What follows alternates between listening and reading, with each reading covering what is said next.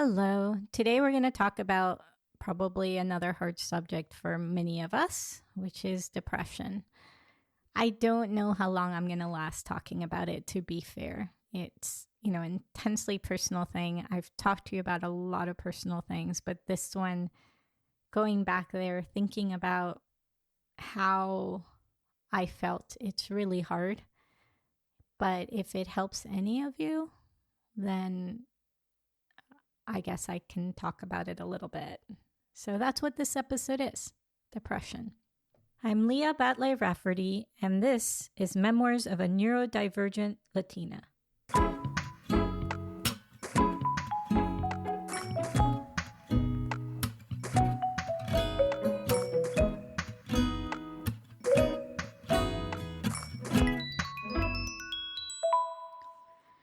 When I got to college, I did not know the consequences of my diagnosis. And my diagnosis, as I've said before, wasn't clearly autism or ADHD. It was this weird phrase that this person had told my mom. And so I was super excited to go to college. I was so excited to go to college. But the moment I got there, I started to feel dumb. I started to feel like the one thing that I could actually point to and be like, she's really good at this. She might suck at everything else, but she's really good at this, just got taken away. Plus, I now think that there must have been some transition pain points happening, right? And I didn't know because, once again, what did I know about autism at the time? So that led to me holing up a lot in rooms. I mean, if you know me, you know that I'm generally positive sounding, positive looking. I tend to smile a lot, laugh a lot. So I don't know how clear it was to people that I was depressed, but I was very depressed. That December, I remember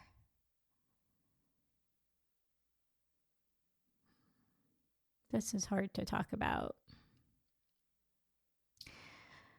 I remember putting on sandals.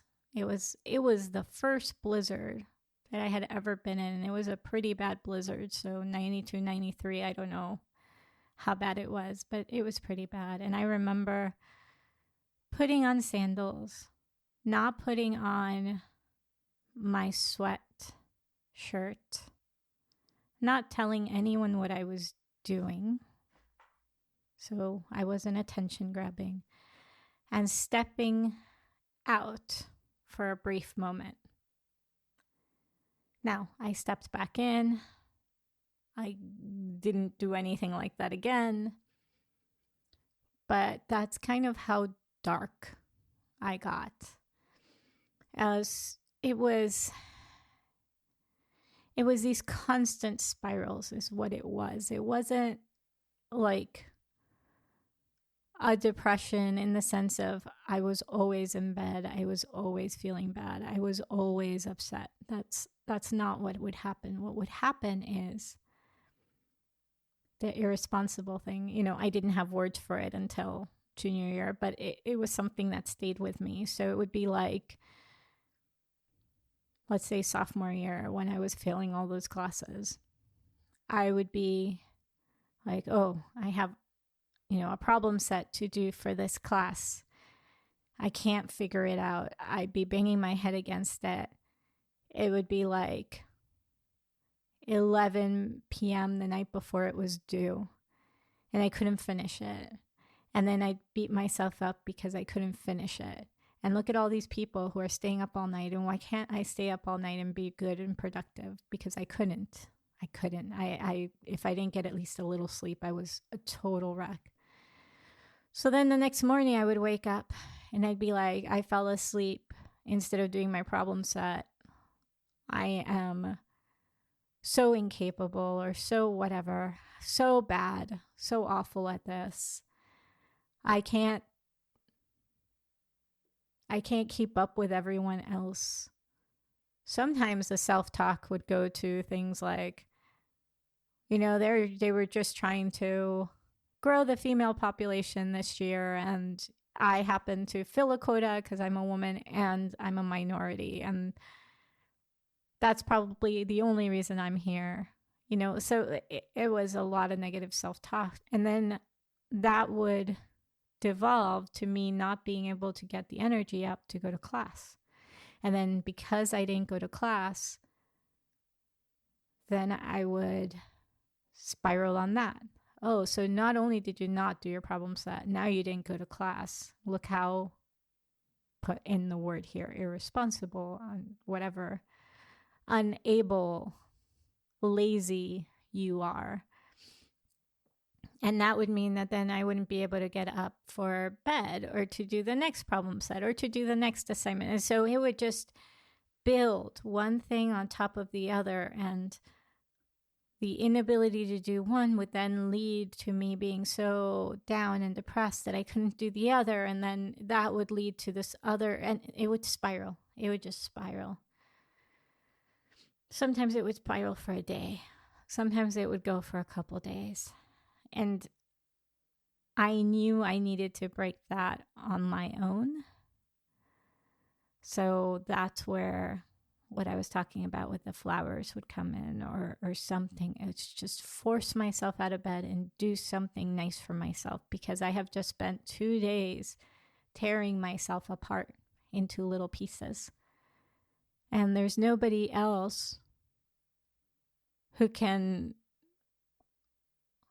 ask for forgiveness to me for doing that to me, except for me, since I'm the one doing it. And so the little flower thing would be a way to force myself to show a little kindness to myself. And that would allow me to then function again. There were a lot of things that got to me while I was there. I didn't know how to use office hours. I'd never been in a situation where I needed office hours. I didn't know how to walk in and use office hours. And I figured there were hundreds of students. So even if I tried to use office hours, who knows if anybody would have been able to see me, that kind of thing. A lot of the professors preferred to research than be professors. So you go to their class and you could see that they totally were not interested in being in the room with you. That was depressing. There was an award given out to what was supposed to be the best professor at MIT. So based on student votes, as opposed to based on whatever the institute used to determine who the best professor was. And that particular award was called the Big Screw. Why was it called the Big Screw? Because professors that got it had a tendency to not get tenure. I don't know if that was true, but that was why it was called the Big Screw. And so it was given to the psychology professor that I adored. And sure enough, he was at Harvard or something the year after. I don't remember. There was a lot of that. There was a lot of, you don't have support. You're swimming by yourself. You don't really have anyone in your corner in the faculty. So that was hard. I was used to making friends, if you will, with, an advisor or adult role model of some kind that would help me to understand the school around me. And that was not happening. There was nobody at the kind of adult level who I felt really that comfortable with for most of the time I was there.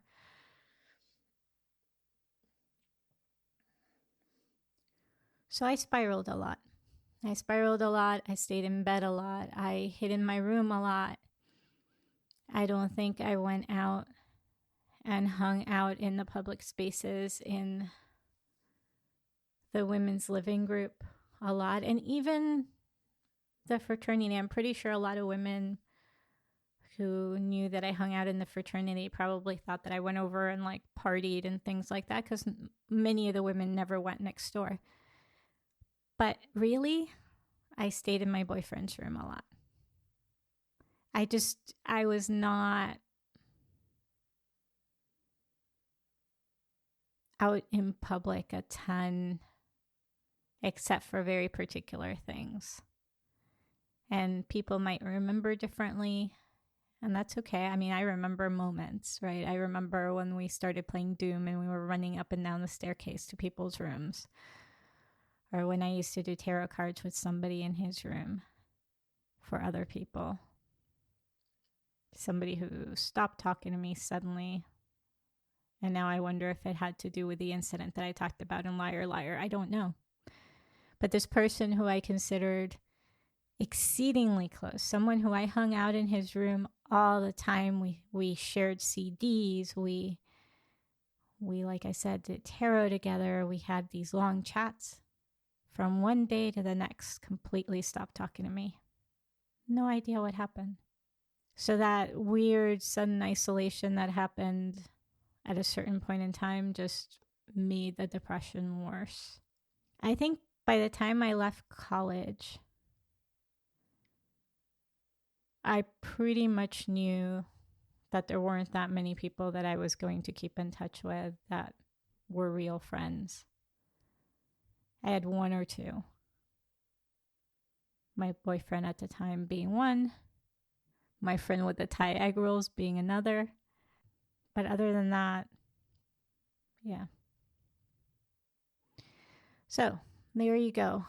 That was my episode about depression. The spiraling is something that eventually I figured out how to control. I talked about this in first season, I'm pretty sure, but there was a book that really helped me out to deal with the way that I was talking to myself in my brain. And the book was called A Guide to Rational Living. And at first I was like, well, I don't want to always have rational thoughts. That doesn't make sense. Like, I'm an emotional person and all of this. But what it actually talked about was how to reduce the urgency of the words that you use in your head when you're talking to yourself. And it helps so much. But I don't know exactly when I read that. I feel like I read it towards the end of my college career and perhaps even in grad school. So it didn't help me for most of college. But hey, you know what? I went through it. I got through it. I learned a lot about myself and about what I could handle and about how difficult life could be and how, well, I mean, something that I'm still kind of wrestling with today, and it's 30 years later, how I don't really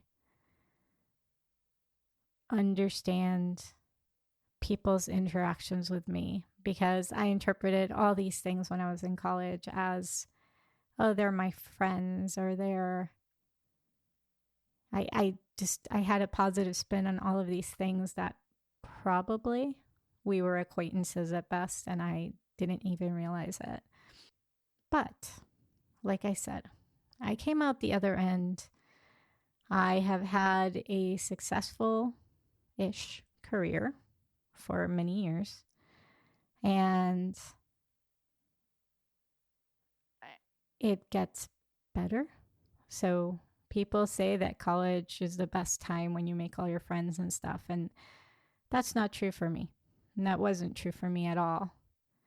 It was later, as I got to workplaces where there were people who thought like me or who